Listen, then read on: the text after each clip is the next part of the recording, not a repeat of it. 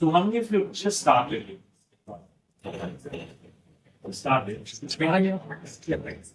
What do you think, I'll ask you, right, and speak to the whole group. What do you think the biggest challenges will be as you go about doing this? Business finding clients. Business development, finding the right opportunity. That is one, and then being able to, starting alone, being able to spread oneself in various projects. Yeah, spreading yourself to things perhaps. Right?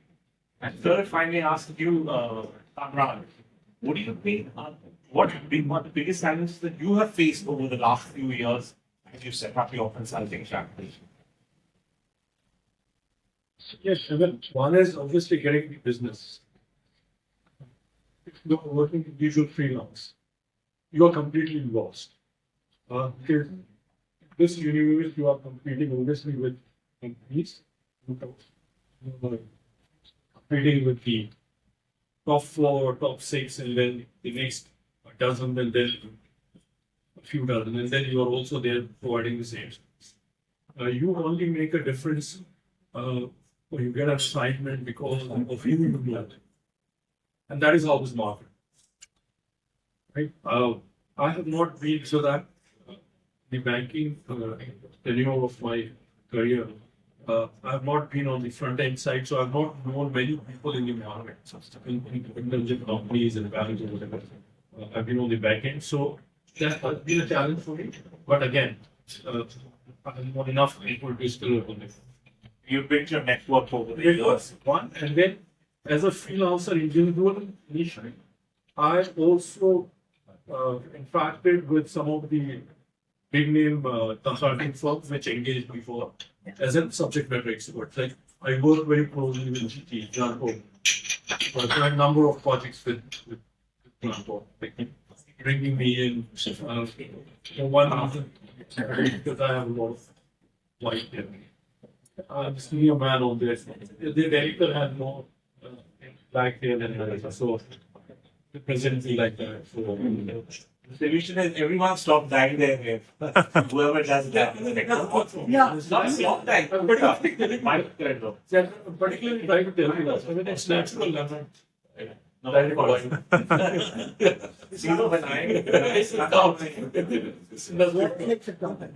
I started my career in consulting, I was 23 years old. I used to, I used to feel quite uncomfortable, advising clients. My first project in Dubai. So I started my career, like I said, my first project when I moved here to Dubai in 2006 was writing the ERD of the retail asset system of an Islamic bank. 23-year-old doing it alone, almost alone. I did not know what the full form of BRD is when I started this project. What is a BRD? No clue. What is a retail asset system? Even though I was working in a bank, I was working in a conventional bank. So I know what retail assets the concept was. And I did not know what, I knew the basics of Islamic banking, but not really, Ijara. Now I've gotten some of them as well, but I didn't know all those concepts. Mudarba, the Muraba. And then I picked up a book about Islamic banking and learned something, right? And I was advising, or I was creating this BRD for someone who was about 60 years old. And obviously I was learning on the job, right? It took years to figure out, for example, I completely agree with the gray hair point, right? Over the years, of course, I moved from that small consulting firm into a larger firm. Some of you would have heard of Productivity. Then I moved to PwC. Sorry, a lot of flies, sorry. So I moved to PwC, PricewaterhouseCoopers, for about 6 years. I set up their operations consulting practice once I started figuring out how to actually do consulting and so on. 6 years at PwC, I did not spend one day having to do business development. I was running a practice, built a business of about 20, 25 consultants. Right? Quite a large business for a consulting team at PwC, about $4 million. My last year was my budget and target. That's, normally three partners are about $3 million as a practice. One, no cold calls, no, cold emails, etc. Other things. No need to build my network with end clients. All I had to do was build my network within PwC. I had to understand what various partners in the firm were doing, and they would bring me opportunities, and I would also, of course, run the papers. Right. So I left PwC in about 2016, 2017, and I brought some of those practices to my consulting firm as I was setting it up. Right. So just as a background, we're similar to FinGig in one sense that, except that we work across sectors and across functions, right? So finance, consulting, HR consultation, so on, right? And what I'm going to do today in the next 10 minutes is just try to tell you what our framework is for our managing partners that work. So we are about 16 managing partners in the firm now. And what our framework is for our managing partners, so you can take some of that and perhaps apply to the option consulting practice. Okay, that's okay. Right? Sounds like a plan. Okay, I'm trying to be this, right? So three parts, actually 4 parts, actually, never forget the 4, right? So one is have more meaningful conversations. Second part is build more business revenue. Third part is manage your internal controls, internal finances. And fourth, which is more of an optional, right? We don't want to force people enough to do that, but is support good cause. Right? But we think it's very, very important for us as a firm, right? And I'm going to talk to you quickly about all 4 of them, right? That's okay. So the first one is build more meaningful conversations. As a consultant, you should ideally never have to sell, right? When you go to Dubai Mall, for example, right? This is an example. If a shopkeeper comes outside the shop and starts selling for you, right? Calling you inside the shop, what is the first thing that you will react? What is the first thing that you will do? Avoid. Not go inside. Yeah. Avoid. Yeah. Not go inside the shop. Yeah, exactly, right? So it's very similar for consultants. Right? If you go around selling, it's very unlikely that people will buy from you, right? So what you need to do is you need to enable people to buy from you, right? And the starting point for that is having those meaningful conversations, right? And again, as consultants, we like frameworks, so we have a framework for that as well. For having more meaningful conversations, we have a 2-sided framework, right? So one framework is on the demand side, one is on the supply side, right? We have names for these, and I won't confuse you with them. But the first part on the supply side, when supply side, even other consulting firms, boutique consulting firms, other platforms, other individual consultants, etc. Try and if you can build a small ecosystem around yourself, try to do that. We call it connecting talent. So just connect yourself with other such boutique consulting firms, other platforms, other individual consultants, and try to meet them on a regular basis. Because that is probably where you will get most of your opportunity. Because you're not selling to them, but you're trying to partner with them. So that's the first framework. We call it connected talent. And then, so connected talent is building your supply side, right? So because it's not only building a network with the demand side, build your network on the supply side. That's the first part. Second part is connected selling, which is essentially cross-selling. Try and meet them on a regular basis, right? Set up like a mastermind. That's something that we try to do a lot. Meet them once every 2 weeks. 8 people, 10 people, 12 people, right? Meet them once every 2 weeks, once every 4 weeks, whatever is comfortable to you and, that drive that you're building around yourself, right? And in that meeting, try and build good relationships with them, right? So that's the first part. First 2 parts, connected talent, build your supply pool, right? Second, I should add to that first part, connected talent, because as a consultant, when you go to end clients, they might not always have something for you as an individual. Yeah. They are more likely to have a problem that can be solved by a team. And if you're an individual without a team, you're unlikely able to solve that problem. And you'll miss out on a lot of opportunities. That's why connected. Selling very well, selling well. So then you can be cross-selling, like what I did. Just build my network and get opportunities, right? And the third part is with some of them, build deeper partnerships. We call it connected capabilities. Because then what you can do is you can go and offer a more comprehensive solution to your clients. And hopefully those partners in your capability network will also bring more opportunities to you. Right? So that's on the supply side. Connected talent, connected selling, connected capabilities. Any questions on that? Briefly, broadly, but that makes sense broadly. Right? I would say 30% of your opportunities will probably come from there, right? From the supply side. Next, start building your opportunities on the demand side. Right? On the demand side, essentially, again, you need to do, like I said, you can't be selling, right? But what you need to do is you need to enable people to come and buy from you. And people will only buy from you if they know about it. Right? So what you need to do, just in my view and based on what our managing partners do at Konsalidon, is they start building their personal brand. Again, over there we have 4 of these connecteds. Right? So the first thing is connected pursuit. Right? How many? Just give me an idea. How many people do you all have on LinkedIn? Right? Anybody here with less than 1,000 connections? Yeah. Me too. Yeah. Yourself as well. Anybody between 1,000 to 5,000 or 3,000, let's say 1,000 to 3,000? Great. Anybody more than 3,000 or 4,000 connections? Amazing. Amazing. And anybody more than 10,000 connections? It should be. So I started when I left PwC, I started off with about, I don't remember, but maybe 1,500, 2,000 followers on LinkedIn. Today I have more than 30,000 followers, right? Wow. And is that because, I go out and give a lot of talks like this? Did I take a lot of effort for it? No.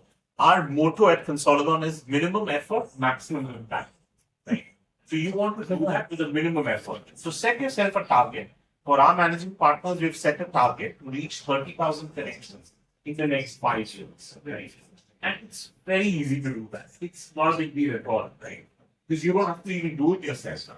You have to get a robot to run on your LinkedIn. Okay. Do it safely. There are good robots, bad robots. Don't use a bad one, right? The one I like the most is Dripify, Dripify.io, easily find it, but you can find many other sections as well. What this robot does is, it goes and every week goes and connects you with 200 odd people. Right? Choose your target audience wisely, okay? And don't sell to them. That's the worst thing you can do on LinkedIn, right? Try and sell to someone. Just connect with them. So just say in your connection message, it will be a pleasure to connect with you and leave it at that. Yeah. You will see that people will start coming to you themselves. So that's the first part. We call it connected pursuit. Second part is something we call connected insights. Connected insights is go and share your insights with the world. For each of our partners, we have a target, which is they need to start a newsletter, right? And they need to write 1 article per week, even if it's a short article. Start sharing your thoughts on, and while you do that, you need to be authentic, right? Don't use ChatGPT. Use ChatGPT to support you to write it, but you need to write it yourself. Right? This is stuff that needs to come from your years of experience. Jack Ma said this very well once, and he said, digressing a little bit, but I'll bring it back. When you're in your 20s, right, you need to go and work with a professional organization. All of you have gone and done that, right? Most of you have it, what I've done. Because from there you form your you form your learning, you learn how to work within an organization. From the time you're in your 30s, 30 to 40, go ahead and take a lot of risks. Go and do a lot of things where, different things, etc. By the time you're 40, you need to figure out what you're good at and focus between the time you're 40 to 50, focus on doing what you're good at. Because you can't afford to take as many risks any longer. You're probably supporting your family, right? But after you're 50, you need to start sharing your insights and thoughts with others. Right. And I would say start that earlier. Even if you're not 50 yet, start sharing those insights, make it authentic, and write at least once a week on your LinkedIn newsletter. We also tell our managing partners, of course, we try and support them with the content writer, to write one post every day on LinkedIn. And we call that connected insights. And then the third one, which we call connected knowledge, which is going and attending events, sharing your thoughts, sharing your ideas with everyone, add as much value as possible, help those people in their career growth as well, right? So this is on the demand side. Remember, you shouldn't be selling to them, but you need to be visible to them, and they need to know what you want to do. What you do, right? So that they can come and buy from you. And trust me, this framework is something which I have used over the last 8 years to win roughly around $20 billion of projects over the last 8 years or so. Of course, I don't win those $20 million of projects for myself, but for our ecosystem. We have an ecosystem of about 2,000 digital consultants. So we try and get these projects. So very important, I started to manage meaningful conversations. That meaningful conversations we need to do on the demand side, but also on the supply side. Do I have time for just completing the thing? Yeah. Two, 3 more minutes. Perfect. Any questions so far? Makes sense, broadly, right? Too difficult, too much, or Structure. structure? Do out of this what you think is possible for you, right? With our management partner, of course, we try and provide them. You know what we tell them? Just go and hire one intern to help you do the administrative part of these things. Right? Don't try to do the administrative part of these things alone. Right? Do it for 3 months yourself so that you learn how to do it, and then put it in Second part is wait for business revenue. I'll leave you with an acronym that we use internally called COPC, which is conversations, opportunities, proposals, projects, contracts, invoices. Right? That's the general cycle of winning a project. I'll rush through it because time. So you've had more meaningful conversations, right? Go and have as many more meaningful conversations as you can. Opportunities will start flowing to yourself. But when you have those opportunities, do not try and start building your offering then. You need to keep very, very clear what you're selling, right? Before you start approaching those opportunities. We have for our partners something called a 6660, which is essentially in 60 seconds, what do you do? Right. One pager, normally that you send to a client before you read 6, which is 6 minutes, 5-6 page presentation, which you go and make with clients. When you go for a 1 hour meeting with clients, or 45-minute meeting, let's say with clients, let them speak for the first 35 minutes, right? Understand from them what they need, and have some of these 6-minute presentations ready for you. Pick up the most relevant 6-minute presentation and present to them. Right? 66, 60. 60 is 60 minutes, right? This is a much more bigger document, which you then use and customize before you submit a proposal to a client. Right? You can't just submit a 60-minute document. It's very unlikely that any client will actually need just your boilerplate kind of templated 60-minute proposal, right? You customize it for them. Fine. Clients will give you only 10 days, 15 days to submit a proposal. You won't have time to make a proper proposal before that, right? So we call this 6660. It's effective 6 minutes. It's like a teaser, pitch, and proposal, right? Proposal is about proposal and keep it ready for his opportunity, right? So that you submit the proposal, that's the main process. And then after you sort of win that, you convert that proposal into a project. Obviously, what you need to do is you need to make sure that you deliver it well. We have a framework there, but I've talked about too many frameworks, so I just speak to that part. Like you said, the biggest challenge, of course, is going to be business development. And then finally, support good causes. find at least one cause that you want to support and try and use that, in your conversations with people. It's again along with that Jack Ma framework, right? After you want to try and get back to what possible, everything that you learn. So I think that's my four-step framework. To meaningful conversation, build more business revenue, sort out the internal finances, internal controls, and finally support the quarterly. And that I feel very counterintuitive, but that's what takes to build a good consulting practice. A very powerful business. Thank you. Thank you so Thank much. you very much. Any questions? Any question? Yeah. Any questions? Maybe Please you do. can do the questions while The coffee. topics. Yeah. So quick wrap up. Thanks a lot, Varun. I needed to leverage Varun's experience of last 2 decades, and I think it's touched upon topics that we are referring to in our initial preamble chat. The power of one. What you did in PwC, similar what you're trying to do in FGP. So each one of you will go for a project that you are expert in, but see how you can make the BCP and leverage the platform to get that happening. Okay. Brilliant. Thank you very much.